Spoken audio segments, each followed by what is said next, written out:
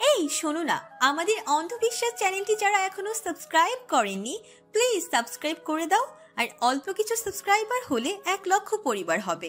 সবাই please subscribe এবং বেশি বেশি শেয়ার করে দাও প্লিজ। বিছানার উপর বসে আছে তিশা। প্রায় 20 মিনিট ধরে ধৈর্য ধরে বান্ধবীর রং ঠং দেখতে ব্যস্ত। দেখে মনে হচ্ছে এই মেয়ের বিয়ে। অরিত্রিকা তার বন্ধু মহলকে ইনভাইট করেছে। তিশা আর রাহা আসলেও রুহান এবং রুদ্র আসেনি। তারা দুজন আগামীকাল আসবে। সারহান যে অরিত্রিকার কাজিন এটা সকলে জানে। অরিত্রিকা তার বন্ধু মহলকে বলেছে কয়েকদিন আগে। তিশার ধৈর্যের বাঁধ ভেঙে গেছে। এই মেয়ের এত ঢং সহ্য হচ্ছে না। অধৈর্যের সহিত বলে উঠল, আর কত সাজবি? অরিত্রিকা আয়নায় নিজেকে পরখ করতে করতে ভাবলেশহীন কণ্ঠে বলল, সাজছি কোথায়, নিজেকে আয়নায় দেখছি। তখন তো বললাম সুন্দর লাগছে, এবার চল। রাহা ওয়াশরুম থেকে বের হোক, তারপর একসাথে যাচ্ছি। আচ্ছা। তিশা মুখ গোমরা করে বলল। রাহা ওয়াশরুম থেকে বেরোলো। অরিত্রিকার সাজ দেখে প্রশংসা সূচক বাক্য ছুড়ল। বাহ, তোকে দেখতে জাক্কাস লাগছে অরিত্রিকা। কোনো ছেলে দেখলে একদম ফিদা হয়ে যাবে। অরিত্রিকা পিছু ফিরে তাকায়, মুখ বাঁকিয়ে বলে, পাম কম দে। আরে পাম না, সত্যি হয়েছে, চল এবার। হাতে চুরি না পড়ে যাবি। অরিত্রিকা জিভ কেটে বলল। ভুলে গেছি। অরিত্রিকা ড্রেসিং টেবিলের উপর রাখা চুরির বক্স খুলে লাল চুড়ি খুঁজতে থাকে। দ্রুত খুঁজেও পায়। হাতে চুড়িগুলো পরতে গিয়ে পড়ে না। মনে পড়ে সারহানের বলা কথাগুলো, তার হাতে নাকি লাল চুড়ি মানায় না। অরিত্রিকা হতাশ হয় ভীষণ। চোখ বুলিয়ে অন্য ডিজাইনের চুড়ি খুঁজতে থাকে। গত বছর কেনা লাল চুড়ির উপরে গ্লিটারযুক্ত ছোট ছোট নকশার চুড়িতে দৃষ্টি স্থির হয়। আর কিছু না ভেবে ফটাফট চুড়িগুলো পরে ফেলে। অরিত্রিকা, তোকে দেখতে আজ ভীষণ সুন্দর লাগছে। মনে হচ্ছে আকাশ থেকে কোনো পরী নেমে এসেছে। অরিত্রিকা ছাদের রেলিং ঘেঁষে দাঁড়িয়ে আছে অনেকক্ষণ ধরে। হাতে থাকা ফোনটা নিয়ে অনবরত কল করে যাচ্ছে মেহেদি আর্টিস্টকে। এই লেট লতিফ মহিলা এখনো কেন আসছে না? সেই টেনশনে মাথা ফেটে যাচ্ছে। এত দেরি করে কেউ? আজব। তমা আপু কোথায় গিয়ে আটকে আছে কে জানে। এসব ভাবনায় মেজাজ বিগড়ে যাচ্ছে। হঠাৎ ইরফানের কণ্ঠ হতে নিঃসৃত কথাগুলো শুনে রাগ তরতর করে বাড়ল। বিরক্তিতে কুচকে যাওয়া মুখ নিয়ে ঘাড় বাঁকিয়ে তাকালো পেছনে। ইরফান দাঁড়িয়ে আছে হাস্যজ্জ্বল ভঙ্গিতে। পরনে হালকা আকাশি রঙা পাঞ্জাবি, পাঞ্জাবির হাতা কোন অব্দি গুটানো। অরিত্রিকা তেরা কণ্ঠে বলে উঠল, আকাশ থেকে পরি নামে এটার প্রমাণ আপনার কাছে আছে ইরফান ভাই? ইরফান ভেবাচাকা খেয়ে যায়। কি বেচ্ছু মেয়ে রে বাবা, এসব কথার আবার প্রমাণ খোঁজে। একটু সাহস করে প্রশংসাটুকু করেছিল, কিন্তু সেই প্রশংসায় এক বালতি পানি ঢেলে দিল। হাত দ্বারা চুল ঠিক করলো, অতঃপর হাসার ভান করে বলল, ছোটবেলা থেকে শুনেছি আকাশ থেকে পরী নামে। আমি তো শুনেছি কৃষ্ণচূড়া গাছে পড়ে থাকে, কিন্তু গাছের দিকে তাকিয়ে থেকে কোনোদিন দেখতে পেলাম না। এসব কথায় কোনো লজিক নেই, বুঝেছেন? অরিত্রিকার স্বর গামগামে শোনালো। ইরফান থতমত খেলো। একটু হতাশায় জর্জরিত হলো বটে। অরিত্রিকা ভ্রুক্ষেপহীন ভাবে পুনরায় বলল, এইভাবে কোনো মেয়ের প্রশংসা করলে কখনো পড়বে না। ইরফানকে শুটল। বিস্মিত নয়নে তাকালো মেয়েটার দিকে। এসব কি বলছে? আর কিছুক্ষণ ওখানে থাকলে নিশ্চয় কথা শোনাবে, তাই এখান থেকে সটকে পড়া ভালো। বড় মামা ডাকছে, আমি আসছি। এতটুকু বলে ছুটল ইরফান। অরিত্রিকা ভাবভঙ্গি পরিবর্তন হলো নিমিষে। ইরফানের দৌড়ানো দেখে ফিক ফিক করে হেসে দিল। আসছে প্রশংসা করতে। সারহান ভাই ইংরেজিতে প্রশংসা করেন, তা চলনসই, কিন্তু ইরফান ভাই কিসব প্রশংসা করে? আর মাঝে অরিত্রিকার ফোন বেজে উঠল। হাতে থাকা ফোনের দিকে তাকিয়ে দেখলো মেহেদি আর্টিস্ট কল দিয়েছে। সে দ্রুততার সহিত কল রিসিভ করলো। তমা আপু, আপনি কোথায় আছেন? এখনো আসছেন না কেন? অরিত্রিকা, আমি তোমাদের বাড়ির গেটের সামনে দাঁড়িয়ে আছি। গার্ডসরা ঢুকতে দিচ্ছে না ভিতরে। আচ্ছা, তুমি থাকো ওখানে, আমি আসছি। ঠিক আছে, এসো। অরিত্রিকা কল কেটে দেয়। দ্রুততার সহিত হাঁটতে শুরু করে। তখনই বাধে বিপত্তি। সাইতে পা বেঁধে যাচ্ছে হাঁটার সময় কোনো মতো শাড়ি এক হাতে আলগোছে ধরে ছাদ থেকে দ্রুত নেমে যায়। অরিত্রিকা মেহেন্দি আর্টিস্টকে ছাদে যাওয়ার পথ দেখিয়ে দিয়ে নিজের রুমে এসেছে। পুরো স্থানে জ্বলছে ভীষণ। কিছুক্ষণ আগে শাড়িতে পা বেঁধে হুচট খেয়ে সদর দরজার বাবাজির সাথে ধাক্কা লেগেছিল। তখনই হাত সোজা গিয়ে লেগেছিল দরজায়। আঙ্গুলে লেগে ফুসা গলে বিচ্ছিরি অবস্থা হয়েছে। রক্ত বেরিয়ে গেছে একদম। হাতের আঙ্গুলে চিনচিনে ব্যথা অনুভূত হচ্ছে। প্রায় 10 মিনিট ধরে এক হাতে কোনো মতো ব্যান্ডেজ করেছে। ফার্স্ট এড বক্সটা বিছানা থেকে নেমে গিয়ে টেবিলের উপর রাখলো। আর মাঝে বক্সে উচ্চ শব্দে গান বেজে উঠল। তার মানে অনুষ্ঠান শুরু হয়ে গেছে। অরিত্রিকা শাড়ির কুচি অন্য হাতে আলগোছে ধরে হম্বিতম্বি করে ছুটল ছাদের দিকে। সারহান কিছুক্ষণ আগে বাড়িতে ফিরেছে।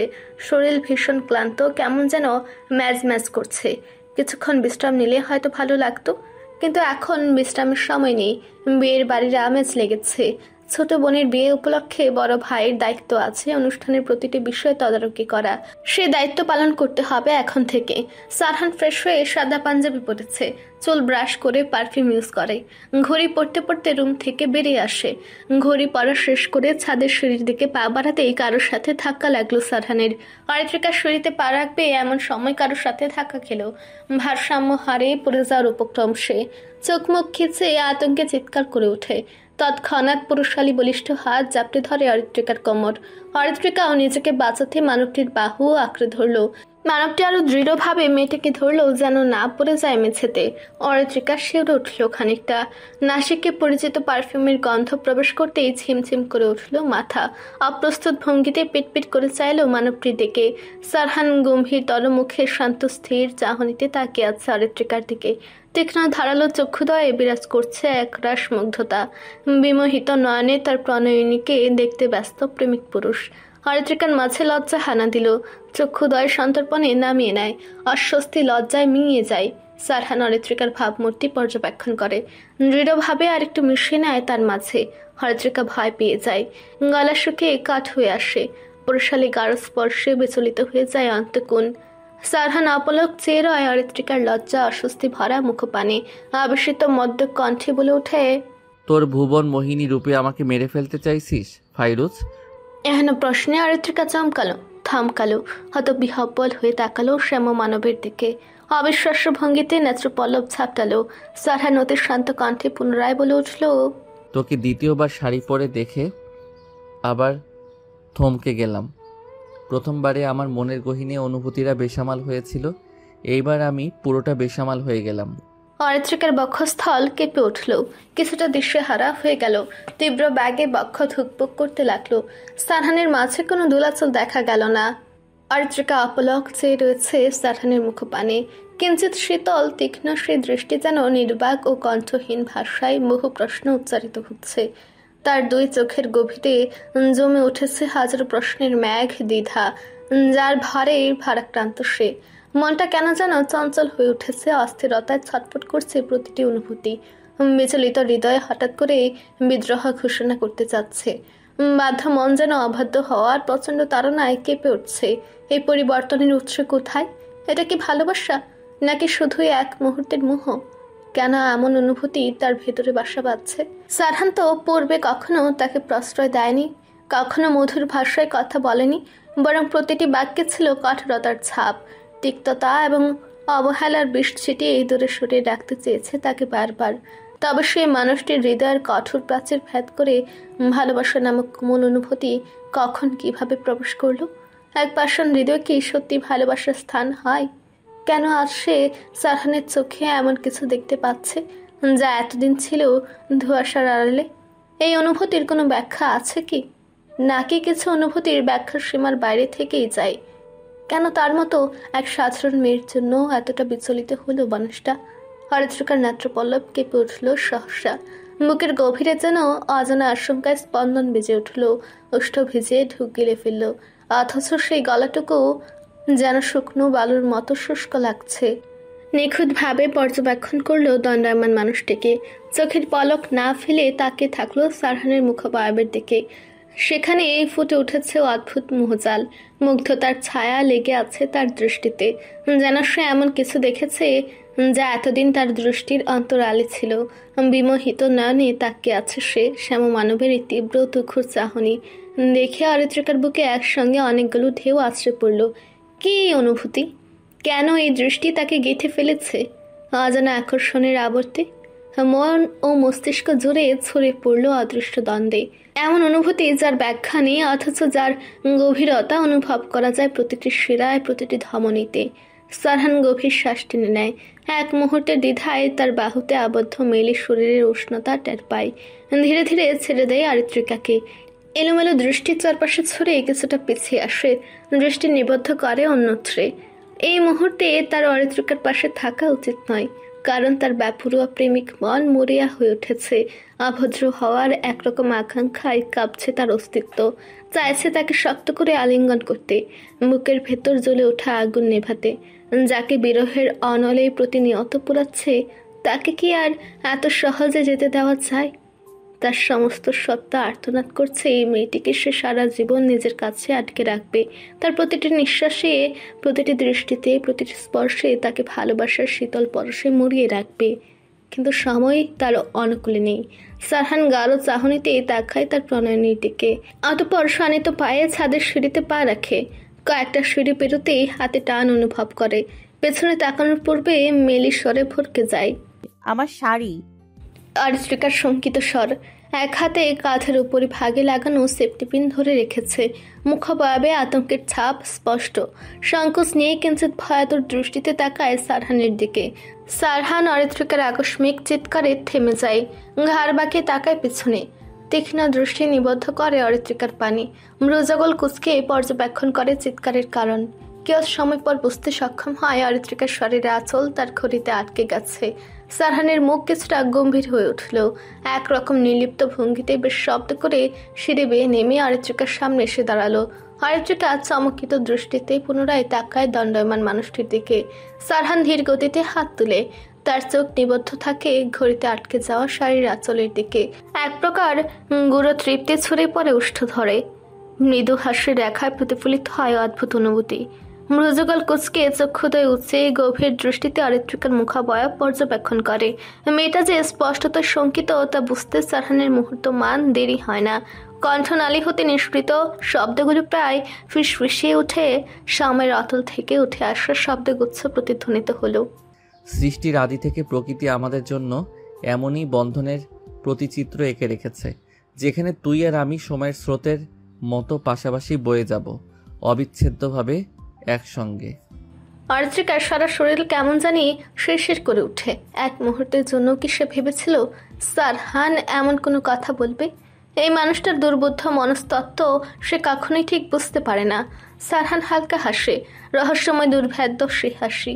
পরক্ষণে অনায়াস ভঙ্গিতে ঘড়ি থেকে শরীরে আঁচল ছাড়িয়ে দেয়। কোনো কিছু না বলে এই দ্রুত পায়ে ছাদের দিকে চলে যায়। অরিত্রিকা স্তব্ধ হয়ে দাঁড়িয়ে থাকে, চোখের সামনে যেন মুহূর্ত আগের দৃষ্টির র্যাশ রেখে যায়। সারহানের ব্যক্তিত্ব, অভিব্যক্তি, কণ্ঠস্বরের অনুরণন আর সেই বাঁধনের অস্ফুট প্রতিশ্রুতি, এগুলো হয়তো সত্যি ছিল। অরিন মুখশ্রী মলিন করে চুপচাপ বসে আছে, তার দৃষ্টি দূরে দৃশ্যমান অট্টালিকার দিকে নিবদ্ধ। তার চিন্তাগুলো সময়ের আবরণ ভেদ করে অতীতের গহ্বরে ডুব দিচ্ছে।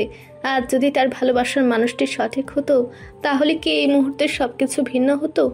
তাহলে কি সে আজ অন্য কারোর জন্য নয়, বরং তারই জন্য মেহেদি রাঙাতো? এই একটি মাত্র ভাবনায় তাকে বিষণ্ণতার গভীরে ডুবিয়ে দেয়। বুকের ভেতর চাপা দীর্ঘশ্বাস বয়ে যায়, কিন্তু বাইরে থেকে বোঝার উপায় নেই। পাশে বসে তমা অরিনের হাতে মেহেদি দিয়ে দিচ্ছে। কিছুক্ষণ আগে মেহেদি দেওয়া শুরু করেছে। অন্য পাশে বসে আছে অরিনের বান্ধবীরা। তারা দুজনে বান্ধবীর অন্য হাতে মেহেদি দেওয়ার জন্য ফোনে ডিজাইন খুঁজে চলেছে। তমা, অরিনের হাতের মাঝখানে রাহাত নাম লিখে দাও। আবিরের আকস্মিক আগমনে অনেক চমকে ওঠে, তার চঞ্চল নেত্র পলক মুহূর্তে কেঁপে ওঠে। বিস্মিত নয়নে তাকিয়ে থাকে সামনে দাঁড়িয়ে থাকা মানুষটার দিকে। আবির সম চেহারার প্রশান্তির ছাপ, ওষ্ঠকোণে এসে চিরচেনা হাস্যোজ্জ্বল অভিব্যক্তি। পরনে সাদা রঙের পাঞ্জাবি, যার উপর সোনালি সুতোয় ফুটে তোলা কারুকাজ, দেখতে সুদর্শন লাগছে। তমা নিজের নাম কোনো ছেলের কণ্ঠে শুনে মেহেদি দেওয়া হাত থামিয়ে সামনে তাকায়। কিছুক্ষণ অবিশ্বাস ভরা দৃষ্টিতে তাকে থাকার পর বিস্ময় ফেটে পড়ে। আবির ভাইয়া, তুমি এখানে কি করছো? তার কণ্ঠে স্পষ্ট অবাকত্ব। অরিন নির্বাক বসে থাকে। লীনা ও প্রভা ফোন থেকে দৃষ্টি সরে তাকায় আবিরের দিকে। অচেনা একটা ছেলেকে দেখে একটু সংকোচ বোধ করে। অরিন হতবিহ্বল হয়ে একেবারে আবিরের দিকে তাকাচ্ছে, তো আরেকবার তমার দিকে তাকাচ্ছে। দুজনের কথোপকথনে বুঝতে পারলো তমা এবং আবির পূর্ব পরিচিত। আবির চেয়ার টেনে বসলো, স্বাভাবিকভাবে বলল, শারহান আমার বন্ধু, সেই সুবাদে দাওয়াত কবুল করতে এসেছি। তমা মৃদু হাসলো, উষ্ঠকোণে হাসি বজায় রেখে বলল, বুঝলাম। তোমাকে কিন্তু হলুদ শাড়িতে অসম্ভব সুন্দর লাগছে। থ্যাঙ্কস ভাইয়া। তমা ভীষণ লজ্জা পেল। তার গালের দুই পাশে লালচে আভা ছড়িয়ে দিল। যদিও সে সেটা আড়াল করার বৃথা চেষ্টা করলো। অরিন বিরাগ ভরে তাকালো আবিরের দিকে। এ ছেলে আবার ফ্লার্টও করতে জানে, হতে আশ্চর্যের বিষয়। সে ভেবেছিল আবির একদম নর্ম ভদ্র সংযত স্বভাবের কেউ হবে, কিন্তু এখন যা দেখছে তার সম্পূর্ণ বিপরীত। এই আচরণ, এসব প্রতিভ হাসি, অনায়াস ভঙ্গি সব মিলিয়ে একটা ধোঁকাবাজির মতো লাগছে। অরিনের মুখের অভিব্যক্তিতে স্পষ্ট বিরক্তি ফুটে উঠল। আবির তার দৃষ্টি ঠিককে ধরে ফেলল। এতে বেশ মজা পেল। ঠোঁটের কোণে ক্রুড় হাসি টেনে তমার দিকে তাকিয়ে বলল, তমা, রাতের নাম লিখে দিয়েছো? তমার চেহারা মুহূর্তে আরো লাল হয়ে গেল।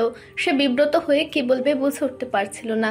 অপ্রস্তুত ভঙ্গিতে মাথা নাড়িয়ে বলল, এখনই লিখিনি। আরে দ্রুত লিখে দাও। দিচ্ছি ভাইয়া। কারোর নাম লেখার দরকার নেই।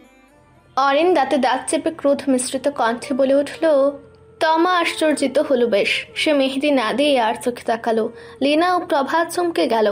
বান্ধবীর কথা দ্বারা বুঝতে সময় লাগলো না। লীনা অরিনের হাত ধরে ইশারা করলো শান্ত হওয়ার জন্য। আবির পায়ের উপর পা তুলে ভ্রুককে ফিন ভাবে বলল, তাহলে কার নাম লেখার ইচ্ছে আছে? ফ্রডটার নাম লিখবে হাতে? অরিনের রাগে খুবই কান্না পেল। ছলছল করে উঠল চক্ষুদয়। অশ্রুকণা গাল বেয়ে পড়তে লাগলো। গমগমে কণ্ঠে বলল, আপনি একটা বাজে লোক আবির। আরে আরে, কাঁদছো কেন? আমি তো এমনি বলেছি, বিয়ের কোণে কাঁদতে নেই, জানো না? আপনি চুপ করুন, খারাপ লোক। ঠিক আছে, চুপ করলাম। এই যে আঙ্গুল রাখলাম ঠোঁটের উপর, আর কোনো উল্টোপাল্টা কথা বলবো না। দয়া করে কান্না করো না। আবির তার কথা মতো আঙ্গুলখানা চাপিয়ে দিল উষ্ঠদয়ের উপরে ভাগে। নিষ্পাপ চাহনিতে তাকালো অরিনের দিকে। কেমন ছোট বাচ্চাদের মতো গাল ফুলিয়ে আছে। অরিনের হঠাৎ হাসি পেল, তবু মুখ ভার করে চুপ রইল। এই লোকের সামনে হাসা যাবে না, বেদ্যপ লোক। লীনা পুনরায় ফোনের দিকে নজর দিল, কিন্তু প্রভা হাঁ করে তাকিয়ে আছে আবিরের দিকে। এত হ্যান্ডসাম মানুষ কই থেকে টপকালো? নাম্বার জোগাড় করতে হবে, তারপর কথা বলে পটিয়ে বিয়ে করতে হবে। আরশাদ সাহেব এবং আজমল সাহেব রান্নার দিকটা পর্যবেক্ষণ করে ছাদে এসেছেন। বাড়ির বড় মেয়ের বিয়েতে তারা দুজনে কমতি রাখেননি। আরশাদ সাহেবের মেয়ে না হলেও অরিনকে তিনি খুব ভালোবাসেন। বাহিরের কেউ বুঝতেই পারবে না মেয়েটা তার মেয়ে নয়, বরং ভাইয়ের মেয়ে। তারা দুজন অরিনের দুই পাশে বসলেন। অরিনের দু হাতে মেহেদি দেওয়ার কাজ সমাপ্ত হয়েছে কিছুক্ষণ আগে। দুই হাত ভরে মেহেদি দিয়ে দিয়েছে তমা। দুই হাত সোজা করে বসেছিল এতক্ষণ। বাবা এবং চাচাকে আসতে দেখে মৃদু হাসলো। আজমল সাহেব নিঃশব্দে মেয়ের মাথায় হাত রাখলেন। কোমল স্নেহে আঙ্গুল বুলিয়ে দিতে লাগলেন চুলের মাঝে।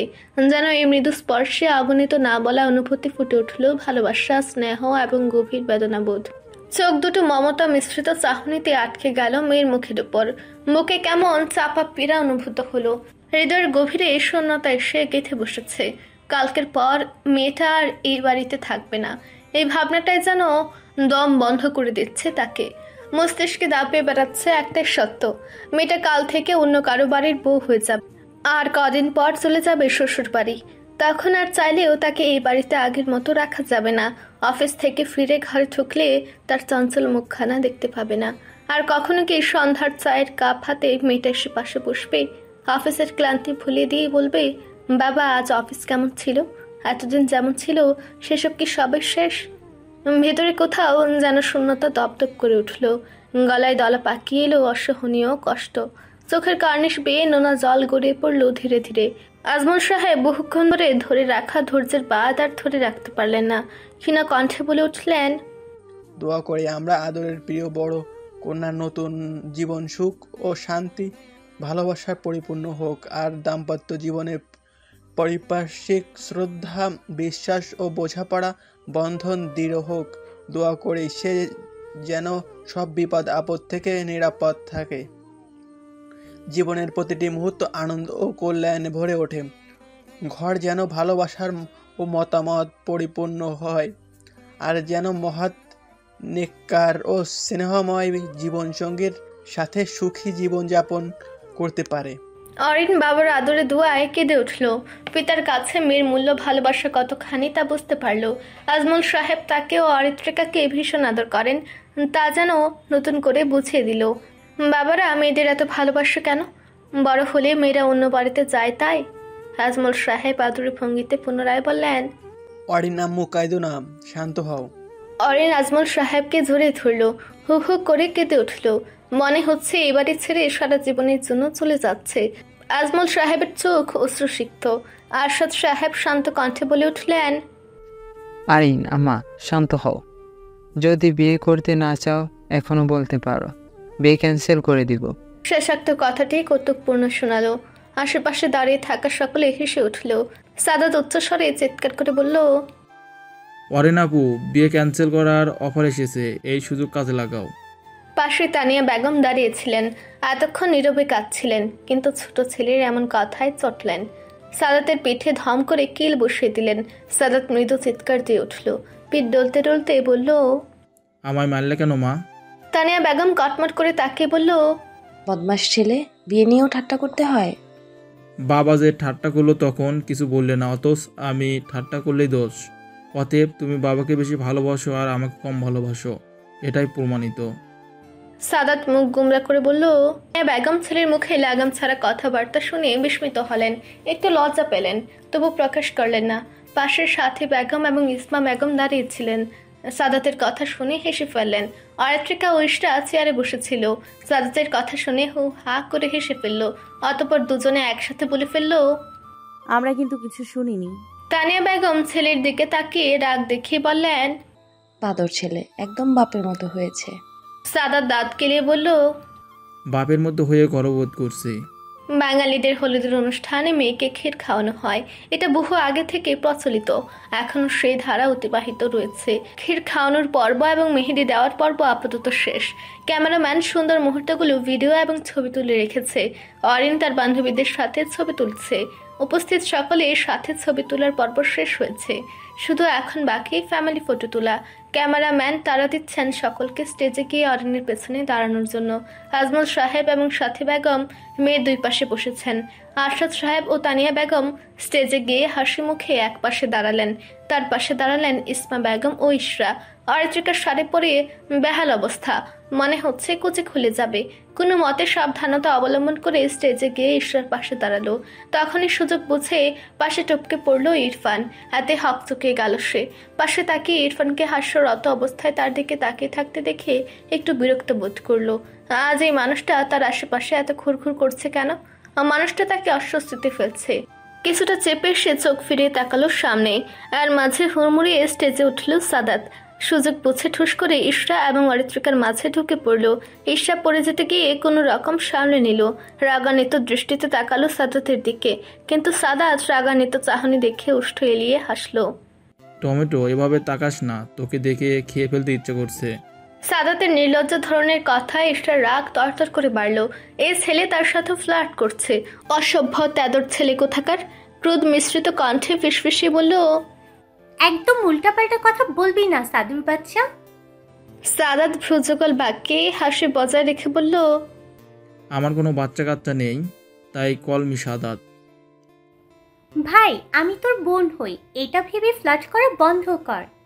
তুই আমার নিজের বোন নোস, সম্পর্কে ফুবতে বোন, কিন্তু আমি তোকে ফ্রেন্ড ভাবি, তাই ফ্রেন্ড হিসেবে ফ্লার্ট করতে পারি।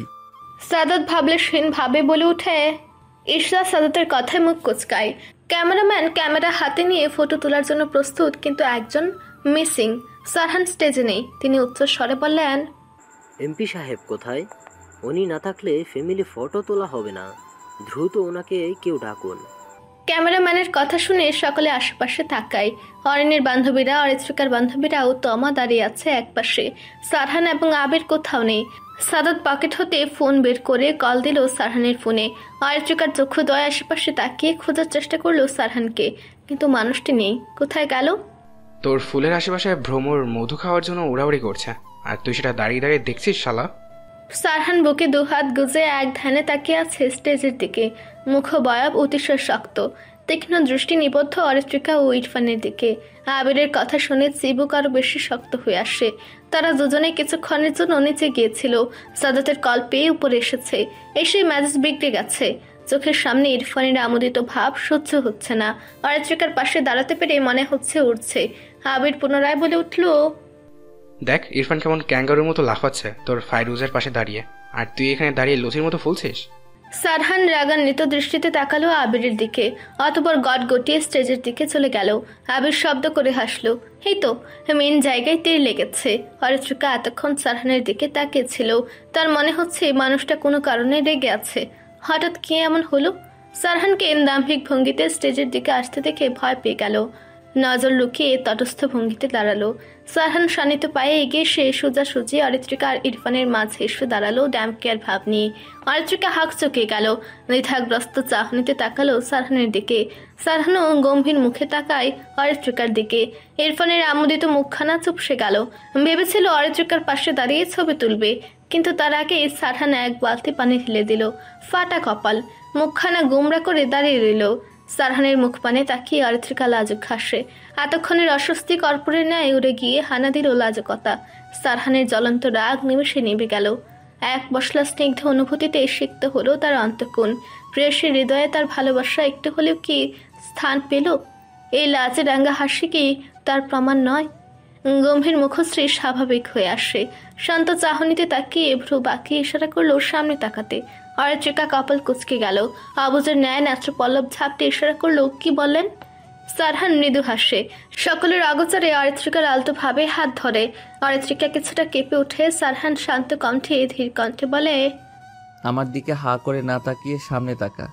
অরিত্রিকা অপ্রস্তুত হলো, মিনমিন করে বলল, কই আপনার দিকে তাকিয়ে আছে। তাহলে আমাদের চোখাচোখি হচ্ছে কিভাবে?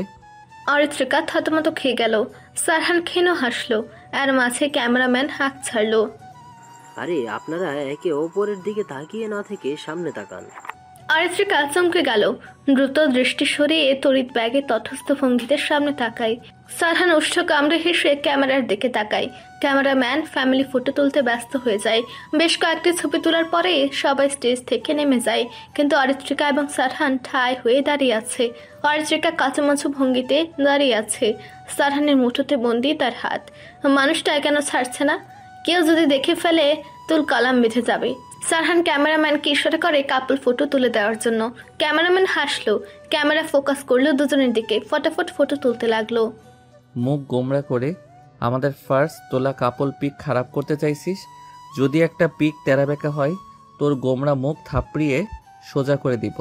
সারহানের গুরু গম্ভীর পুরুষালী চাপা স্বরে শিউরে ওঠে। জোরপূর্বক হাসি টেনে তাকায় সামনে। সারহান শুভ্র পাঞ্জাবি টেনে টুনে স্বাভাবিকভাবে তাকায় ক্যামেরার দিকে। আরশাদ সাহেব, আজমল সাহেব, সাথী বেগম, তানিয়া বেগম এবং ইসমা বেগম এর মাঝে নিচে চলে গেছেন। এখন নাচ গান হবে, তাই ছোটদের মাঝে না থাকাই ভালো। ইরফান বিষণ্ণ মুখে তাকিয়ে আছে সারহান আর অরিত্রিকার দিকে। তবু কিছু একটা ভেবে স্বাভাবিকভাবে নেওয়ার চেষ্টা করলো বিষয়টা। এই ইশরা, বল। সূর্য আজ কোন দিকে উঠেছিল রে? না মানে যারা একে অপরকে দু চোখে সহ্য করতে পারে না তারা একসাথে ছবি তুলছে। সাদাতের সন্দেহবাদী কণ্ঠস্বর কর্ণঘরে প্রবেশ করলো। ইশরা বিভ্রান্তিতে পড়ে গেল। আসলেই তো সাদাতের কথায় লজিক আছে। এদের ভেতর চলছে কি? ছোট মস্তিষ্কে চাপ নিও না বাচ্চারা, তোমরা বোধহয় কেমিস্ট্রিতে দুর্বল, তাই ওদের কাহিনী বুঝতে পারবে না। আবির হিয়ালি করে বলে উঠল। সাদাত কৌতূহল বশত জিজ্ঞেস করলো, দুজনের মধ্যে কিসের কাহিনী? সমুদ্রের পানি শুকিয়ে যেমন লবণ তৈরি করা হয়, ঠিক তেমন সম্পর্ক। তোমরা দুজন দাঁড়িয়ে আছো কেন? চলো সবাই একসাথে ছবি তুলি। আবির সাদাতকে টেনে স্টেজে চলে গেল। ইশরা আবিরের কথার মানে বুঝলো না। সেও ছুটল স্টেজের দিকে। রাত 10:20। রাতের গভীরতা বেড়ে চলেছে। চৌধুরী বাড়ির ছাদে হলুদ সন্ধ্যার অনুষ্ঠান চলমান। আনন্দ আমেজে চলছে অনুষ্ঠানের কার্যক্রম। কিছুক্ষণ পূর্বে অরণ্যের বান্ধবী লীনা ও প্রভা নেচেছে। তারপরে অরিত্রিকা জোড়াজুড়িতে রাহা ও তিশা নেচেছে। নাচতে চায়নি, তবু বান্ধবীর মন রক্ষার্থে নাচতে হয়েছে। তারা এখন ক্লান্ত ভঙ্গিতে চুপচাপ বসে আছে। অল্প নিচে কাহিল অবস্থা। ইরফান ছাদের এক কোণে মুখ ভার করে বসে আছে, দৃষ্টি অরিত্রিকার দিকে। মনের মাঝে ভর করেছে বিষণ্ণতা। মনের গহীনে ভালোবাসার পরিবর্তে শঙ্কা দেখা দিয়েছে। হঠাৎ কেন যেন মনে হচ্ছে অরিত্রিকার কাছে তার মনে চলমান অনুভূতির কথা ব্যক্ত করলে ফিরিয়ে দেবে। অরিত্রিকা এবং ইশরা দুজনে কোনো কিছু নিয়ে সিরিয়াস আলোচনা করছে। কিছুক্ষণ পরে দুজনে নাচবে, তাই গান সিলেক্ট করছে। তাদের কিছুটা দূরে সারহান গম্ভীর মুখে চেয়ারে বসে ফোন স্ক্রল করতে ব্যস্ত। আশেপাশে কি হচ্ছে সেদিকে বিন্দু মাত্র মনোযোগ নেই। সাদাত বেশ ভাব নিয়ে বক্স অপারেটিং করছে। অরিন ও তমা স্টেজে বসে আছে। অরিনের মন মেজাজ ভালো নেই, তবু সেসব চাপা রেখে অতি কষ্টে স্বাভাবিকভাবেই বসে আছে। অনেকটা সময় পেরিয়ে যাওয়ার পর সাদাত বিরক্ত চোখে তাকিয়ে উচ্চস্বরে বলে উঠল, তোদের দুজনের গান সিলেক্ট করা হলো। অরিত্রিকা মুখ বাঁকিয়ে সাদাতের দিকে তাকায়। কথোপকথনের মাঝখানে ছেলেটার অনাহত হস্তক্ষেপ একদমই সহ্য হচ্ছে না। কপালের ভাঁজ ফেলে তেজ দেখে শতান জবাব দেয়, না হয়নি। সাদাত ভ্রু কুচকে ঠোঁট বাঁকিয়ে বলল, তাহলে তোদের দুজনে ড্যান্স করার দরকার নেই। অরিত্রিকা বিরক্তির সহিত বলে উঠল, আমরা ডান্স করব, তাতে তোর কি?